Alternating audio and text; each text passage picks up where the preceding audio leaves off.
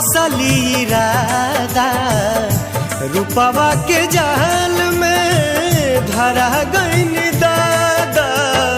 केहू के रोआवल बहुत बात नइखे, केहू के रोआवल बहुत बात नइखे, रोआ के हंसावल बहुत बात होला। सनहिया लगावल बहुत बात नइखे, नजरिया चुरावल बहुत बात होला।